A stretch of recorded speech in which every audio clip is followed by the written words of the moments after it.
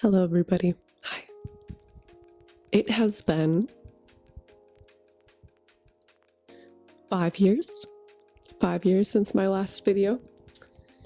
I really wanted to order a cool little podcast microphone because I like the way the videos look when people talk into a microphone like this, but they were expensive. And so I remembered that I had this. However, you can see it connects to the camera. So I don't know if I'm going to do the whole video like this, but I do want my own little mic. I am so happy to be doing this right now. I have wanted to do a video, any video, again, for a long time. And I kept telling myself, I don't have anything to say. I don't have anything amazing or impressive going on in my life. I kept telling myself that I'd start filming videos again when I felt perfect about myself, when I was hot and ready for the cam. That day did not come. I don't think that day will ever come. So I figured, what better day to film a new video than a day that I'm sick. You can tell from my lovely voice right now. If that's super annoying, I apologize. Wait for the next one 5 years from now. But I just really wanted to start making content again, and it will probably be very simple. But if that's your jam, then stick around, friends. Basically, a lot has changed over the last few years. So much has changed, I would argue almost everything has changed in a really good way, in a really positive way. And I think that's why now, if ever, I really wanted to start making content again. I'm trying not to make this intro too long. I just felt like I had to say a little something for being gone for half a decade.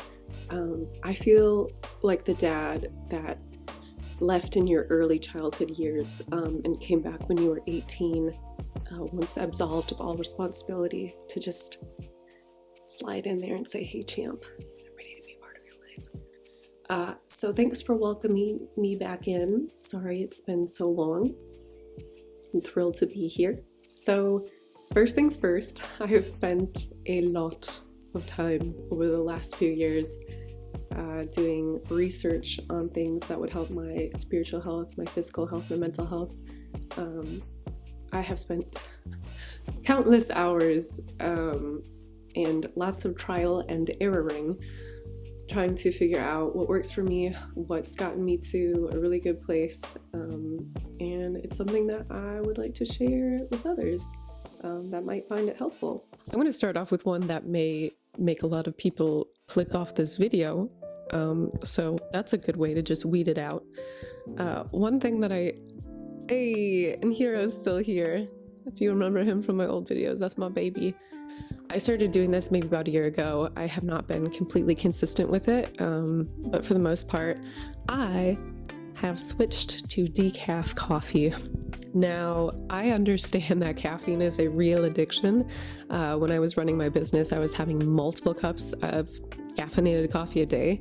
I felt like I needed to have it in the morning to wake up and get my day started. And if I didn't have it, if I was trying to cut back on caffeine, I just felt like I was dragging, like it was brutal. It's not easy, especially if you're someone used to having multiple cups a day, but I can tell you, you will feel better, especially if you are someone that struggles with anxiety, or you have, more anxious thoughts. If you tend to struggle with that a little bit, there's a huge link between caffeine and anxiety. It spikes your cortisol. It might take a while to wean yourself off, but a lot of people report actually feeling more energized once they have completely quit caffeine. I have found it really beneficial. I was definitely in the camp, like, I will never quit caffeine, I need it. But ultimately, I do find that when I have caffeine, I do experience that crash. I do feel more anxious.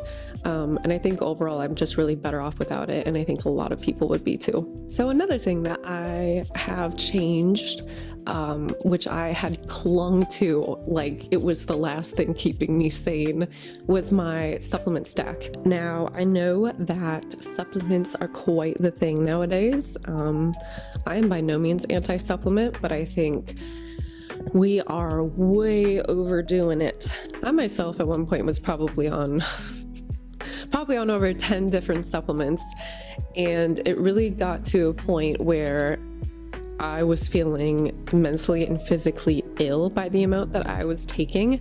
I think so often we see these claims that, you know, if you're zinc deficient, if you're B12 deficient, if you're iron deficient, you're going to feel depressed and anxious and all these things. So you think, well, boy, I certainly don't want that. So I'm going to add all these supplements so I'm not deficient, so I won't feel that way. However, if you get too much of these vitamins or minerals, they can actually have the reverse effect and make you feel worse, which it makes sense. Did I even think about that? No, I did not. And so if you are in that camp of, I'm taking all these supplements so I don't feel terrible, I just would like to let you know it might be the thing making you feel terrible. I still am a huge advocate for herbal supplementation. I think especially in times of illness, herbal medicine, herbal supplements are massively beneficial. I had my cold really terribly for 2 days. It was just kick it in the butt with elderberry and garlic and echinacea, a couple other things I can't remember off the top of my head. Manuka honey, those are great. However, a lot of the synthetic stuff that I started adding for just mental health or physical health, I just got to the point where I was like, okay, something's really wrong, something's really off. I will list them so you can see, and I'll try and point out some of the really bad ones that have been linked to psychiatric problems, that have been linked to more physical ailments, things like that, where again, if you already have enough of these, you should not be supplementing them. They can do much more harm than good. Once I eliminated most of these supplements, it was pretty noticeable how I did seem to improve, especially mentally. I have started taking a few supplements that I have researched very in depth because I don't want to go through that again. And I'll tell you what I take right now. I am a huge fan of beef liver pills. Yummy. I'm well aware that beef liver pills sounds disgusting. I was very hesitant to start taking these. However, they are full of so many wonderful things, and they're a lot more bioavailable, which means it's easier for your body to utilize the vitamins and minerals this way. In this one, there's more bioavailable forms of vitamin A, B, D, iron, and for me especially, I had a blood panel done recently and was deficient in vitamin D, which is wild because I now live in a very sunny climate. I like to think that I get outside pretty dang often, and even I was deficient in vitamin D, which is essential. I mean, pretty much all of those vitamins and minerals are essential for a healthy, happy, well-functioning body. But vitamin D plays a huge role in a lot of that, especially in mental health.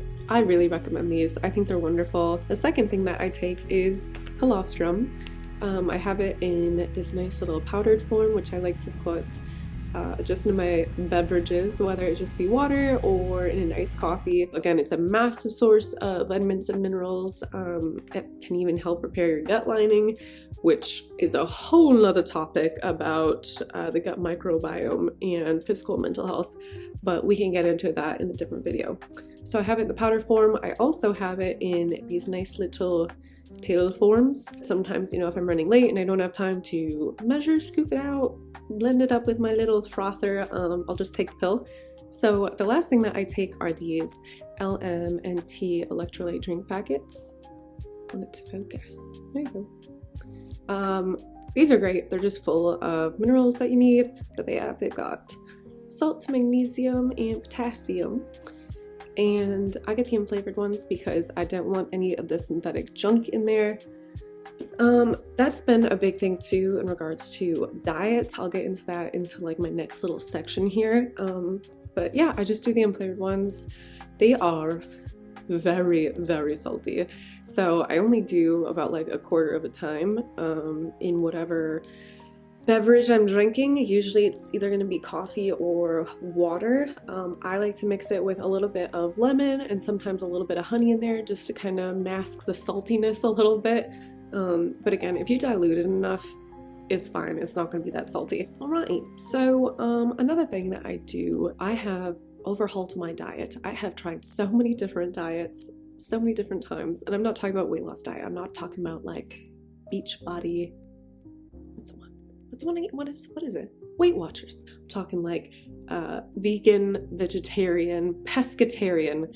I tried cutting out dairy for a little bit. I tried cutting out red meat for a while. Whatever you could think of, I tried it. And one of the latest ones, which I know is so controversial, is the carnivore diet.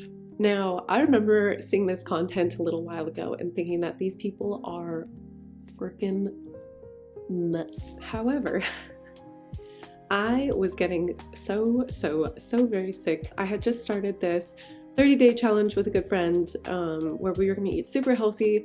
I was cutting out refined grains. I was cutting out refined sugar.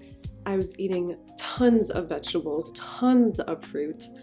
And I felt like I was dying. Like I felt like my body was shutting down. I was so bloated. I was so lethargic. I was so weak. Like I just felt like absolute death. And it really got me deep diving into, what is the optimal diet? What should I be consuming? Because obviously I'm eating tons of fruits and vegetables. I'm not eating refined sugar. Why do I feel so terrible? It got me looking back into some of my past health records. I had done this twice in my life, the back test where they prick your back and do, they like scratch it a little bit and then they put little samples of different allergens to detect what you are allergic to. My back lit up like a Christmas tree. To be honest, I never did anything with that test. The only reason I did it was for the possibility of getting allergy shots, which was going to be such a long and expensive process. It just didn't feel worth it to me. So I dug that back out. I entered it all into ChatGPT and was like, hey, would this relate to foods that I'm eating? And I know that you probably think I'm very naive for not thinking about this earlier, but yes, it does. It does relate to foods. I had always known that I was allergic to tree fruit. Like when I'd eat fresh apples, or especially cherries, that was like very fresh, or like, pick it yourself, I'd get like an itchy tongue, kind of like itchy lips, nothing crazy. So it was kind of like, oh, if I eat fresh fruit, tree fruit, I'll just kind of deal with it. But no, if you are allergic to something, turns out you should not eat it. So I was eating basically all the wrong foods. Some of the ones that were like very high up on the list that correlate with the prick test, I was eating all the time. And so I started cutting out a lot of that, which is a lot of fruits and vegetables. So I don't want to advocate for the carnivore diet saying that fruits and vegetables are bad, because I don't know. I don't know that for sure. But for me, I was eating a lot of the wrong foods. And so that is something that I highly recommend, is looking into allergy testing, because you might also be eating the wrong foods. It can make you feel pretty crappy. So what I started incorporating a lot more into my diet were the fruits and vegetables that they do recommend for me. They do. I talk about ChatGPT like it's my own little team of personal scientists, but I do feel very connected to him. So my diet now is basically big pieces of meat, like a big old steak, or chicken thighs, or even a big piece of fish, and I supplement that with a little bit of fruits or veggies. And I consume a lot of fat, which again I know is very counterintuitive for people that are thinking of leading a healthy lifestyle. Animal foods are the most nutritious in terms of bioavailable nutrients. And so for me, I found I was seeing a significant improvement when I was eating high fat foods, whole foods, big pieces of meat, raw dairy. Again, I know that sounds crazy. I never would have been the person that would have consumed raw dairy. I was even skeptical the first time I bought it. I think I cooked with it in eggs before I consumed it just because I was so worried about the bacteria. But I've been eating this way for maybe a couple months now.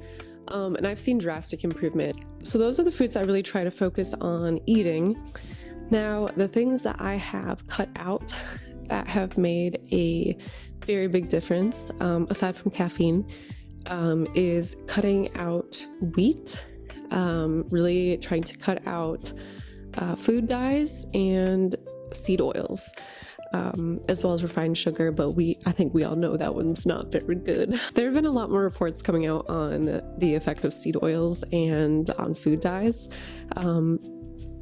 It is just objectively true. They are toxic. They should not be consumed by humans. They should not be consumed by animals. And thank God that we are getting more data on this, because the impact that it has had, especially on the US, is astounding. It's devastating. It's very, very sad.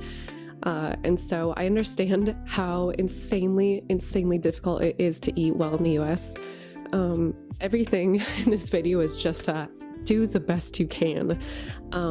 This is just where I have personally focused my energy on, and I have seen a lot of really wonderful benefits. So cut them out as much as you can. Unfortunately, it's basically an all processed food. I am not perfect in the way I eat. I am very imperfect in the way I eat. I will cave. I will get donuts from time to time. I'm a big donut fan. And yes, I feel like absolute death after eating them. I think especially because my diet has been cleaned up pretty dang well in most areas, that now if I do indulge, because again, we are human, if I do indulge, I really notice how I'm feeling the next morning. So that has been a massive help for me. I've noticed even a lot of really unusual benefits from going more carnivore, more animal based. You can't tell it right now, but my breathing has been amazingly clear. Like, I don't want to say I was a mouth breather or anything, but just even walking down the street, I just noticed I'm like, my airways are so clear. Like my joint pain in my knee, I had like a bad left knee. I'm like, my joint pain seems a lot less. Like I'm sleeping better. Basically, I was just noticing I was feeling pretty good. Hi, you want to come say hi? Hello, everybody. Everybody, please meet Cuckoo. That's Haku. He's the newest member of the family. I know that it's basically impossible to eat this way all the time, but do the best you can, and I think you're definitely going to notice an improvement. So another big one, which I know is a very, very, very difficult one for people to give up, especially because there's the social aspect to it, is drinking. I have gone, I want to say like 8 months. I had gone 8 months without drinking a drop of alcohol. It felt really good, was really confident in my decision. I basically was like, I'm never drinking again. I feel so good. It just stopped feeling worth it to me anytime I would drink. Even if I only had a couple, I would just wake up and get a little bit of the post-beverage blues, one might say. And it took me days to recover. Like, it messed up my sleep. It didn't feel worth it. And so I just recently started experimenting a little bit again with pure Blanco silver tequila, no additives, no sugar. I mixed it with like sparkling water and a little bit of lime. And it didn't seem to have any real negative effects. I mean, you're never going to feel great ingesting poison the next day. But I think because it is so pure, and I wasn't consuming sugar with it, that I didn't feel as terrible. However, that being said, alcohol will just make you feel bad regardless. it has a huge impact on anxiety, depression. It does a lot of things to mess up your gut microbiome, which, as I briefly mentioned before, is a huge factor in mental, physical health. And so for me, I don't know even if I will continue to occasionally have a little bit of tequila. To me, it just never feels worth it. I've seen a massive improvement just in my overall well-being and outlook when I do not drink. I would recommend most people just don't drink. And the only reason that I did want to add a little bit back in was just for that social aspect, especially now that I am being a lot more strict with my diet and not consuming as much refined sugar. Although I love mocktails, so many of them are really high in sugar. And it just didn't feel worth it to me. So it's something that, again, I have noticed massive improvement when I don't drink. And I know that's a tough one. I grew up in Wisconsin. I know that it is a huge part of bonding and even dating. And so if that's one, that you are willing to budge on a little bit, it is worth it. I will say over and over and over again, giving up drinking is massively worth it. And you will see the changes in your physical health, especially if you're trying to lose weight, and your mental health as well. So something else that I have also really started focusing a bit more attention on is what they like to call sleep hygiene. Sleep is the most important thing. Like, you can be eating the cleanest diet in the world. You can be doing everything in regards for your physical health, exercising, whatever. But if you are not getting good sleep, you will still feel terrible. Your mental health, your emotional health, your physical health, your immune system, everything, it will all suffer. So there are a few things that I have done that I have noticed really help improve my sleep. The first one is absolutely goofy. I understand this. I am now a crazy person, and if you would like to be a crazy person, come join my club. It's a great time. We have fun here. I now wear blue light blocking glasses with a red tint to them. Blue light has been shown to decrease the production of melatonin. It just keeps your brain awake at night. So once the sun goes down, it's recommended that you wear these babies. So I've just found them really helpful for me. They might be helpful for you. But I really like them. A couple other things that I do in regards to sleep hygiene. I have, and again, this is not an overnight process, friends. This can be very pricey. Thrifting is your best friend in these scenarios. I have switched over my bedding to natural materials. Something that I found really interesting, I have a duvet, a naturally duvet insert. My duvet insert was completely polyester, and I noticed I was getting so hot at night. And I have this weird thing where when I was getting really hot at night, I have a lot of nightmares. Somebody please explain to me why that is. I don't know. But I think especially overheating during the night, I wasn't getting good sleep. I transitioned over to a 100% wool and cotton duvet insert. I sleep like a little baby. It is so nice. I adore it. Again, the price tag, not great. But for me, I rationalize it by the things I am not spending money on, and it is an investment in my personal belief, your long-term healthcare. And yes, I do consider good sleep to be preventative healthcare, and you should too. So that's been a game changer. I also transitioned over to a wool pillow, which I freaking love it. I love it so much. So, if you are in that space to be able to afford something like that, or, just keep your eyes, your peepers peeled on thrifting websites or Facebook Marketplace, things like that, I've just found that it's really helped regulate my body temperature at night. I sleep better. What can I say? It's that to me is everything. A couple other things that I do for my sleep hygiene is I try to stop eating at least a couple hours before bed. This has just been proven to help you get more restful sleep. I think, something to do with when your body's not trying to work to digest your food. It's going to be able to work on repair and regeneration in your sleep a little bit better. And then of course, just some more like relaxing, restful things before bed. So I try not to watch anything that's like too action-packed or too scary, which I don't like scary stuff anyways. But just doing things like taking a nice hot bath or like a hot shower before bed are really wonderful. Or just again staying off a screen, like reading a book before bed. I think these are very obvious things, but sometimes it's just nice to have a reminder. Personally, for me, what I do before bed every single night is I pray. I think this is something that is really great, especially when you're asking God to take away your worries, your anxieties for the next day. It's just kind of like a mental unburdening so that you don't have to think about that while you're going to sleep. And of course, I pray for no bad dreams or bad thoughts. That was like my little prayer that I have been praying for years, like, dear God, please help me to have no bad dreams or bad thoughts before I go to bed. So that's just a few things that I've done that seemed to really positively impact my sleep. I feel a lot more rested when I wake up, which again is obviously so helpful, especially when you're doing some of the other things I mentioned in this video, like cutting out caffeine.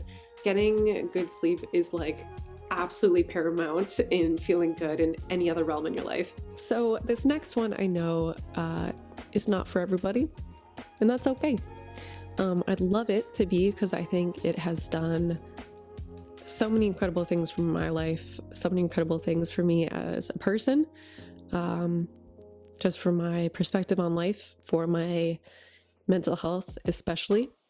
But that is reading the Bible. Highly recommend it. This is something that I think a lot of people fail to realize is like a massive factor in your overall well-being. And again, I know that not everybody's gonna be on board with that. But I think my best advice that I could give for that is try it. Try it and see. I really delved back into my faith. I'd say it was about 1.5 years ago. And thank God, literally. Obviously, I still struggle with a lot of things. I'm human, everybody's human. But I just can't even imagine where I would be right now if I didn't have my faith. So, finding a good church, a good Christian community, reading your Bible will do a world of a difference. There's actually some study, I gotta try and find it, where it was like people who were reading scripture actually like had a decrease in their depression. It's kind of crazy. I recommend this not from a moral high ground. And by no means am I like, I'm better because I read the Bible. I'm better because I go to church. Like, that is insane speak. I think the big thing that people fail to realize about a church is like, it is a hospital. It is for the sick. It is for the people that need God to like come into their lives and help them. And that's exactly what he has done for me. So again, I know that's not for everybody, but I would be amiss if I did not include this in my video about things that have helped me feel better in my little wellness journey. So again, try it out and see. Try it out and see. Got nothing to lose. This next one is a big one that I think is easy to overlook in regards to physical and mental health. Because I don't know, I think it just doesn't really come to mind when you think of like how to feel better. What word could I use? I guess like purifying, detoxifying might be a better word. Detoxifying my hygiene and beauty routine. So I have really worked to search for non-toxic products, things that will not, mess up your hormones, things that will not, negatively impact the body in any way, which is kind of the definition of non-toxic. So for me, finding non-toxic makeup is not an easy job. There are very few brands out there which are truly non-toxic, but a few that I found that I really do like and I'd recommend. I'll just show you some of the basic ones that I have really come to like.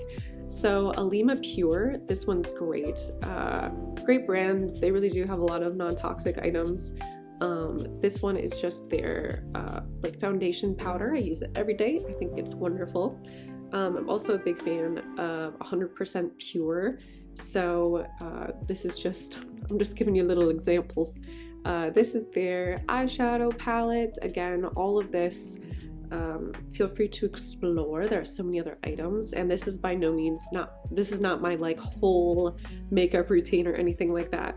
But 100% pure, another great brand. For deodorant, finding non-toxic deodorant is basically impossible. None of them are perfect. None of them are going to be sweat-proof, so get used to that. But this is what I use. It's called Routine Natural Deodorant. This one's baking soda free, just because I found baking soda natural deodorants can be kind of irritating. But it's just a little cream. You put it on with your fingers. And for me, it's kind of the best of the worst, you know what I'm saying? Like, none of them are antiperspirant. But again, if you're someone like me who's really focused on prioritizing your health, your well-being, you kind of have to make a few compromises here and there. And then as far as like facial products, things that I use to wash my face, moisturize, hydrate, whatever, I just use 100% organic jojoba oil. This is the Now brand. I'm a really big fan of them. They have a lot of really wonderful products. I use this to remove my makeup. So I'll just scrub it all over my face. At the end of the day, I'll wash it off with water, and then I'll put it on as like a moisturizer. So that again has been massively beneficial for me. I suffered from perioral dermatitis for a long time. Occasionally I'll get a flare up, very infrequently nowadays. But jojoba oil was like massively healing for that. A lot of face washes or creams would really strip my skin or make me break out. So love that. The last thing, which again is really important for like hormone health, is fragrance. I know as a lady we love our fragrances. I love my fragrances, but a lot of them have really bad stuff in them, like phthalates. You know, synthetic fragrance is just, it's not good for our bodies, unfortunately, and hormone health plays a huge role in overall physical health, mental health, on and on and on. And so this is one that I found. I have not fully investigated this brand. I do know that they advertise as non-toxic. They literally say on the bottle, clean beauty, which I know is not always clean. But from what I have found, again, this is one of the best of the worsts per se as far as fragrance. Basically, ideally don't wear any fragrance, but I still want to smell like vanilla sometimes.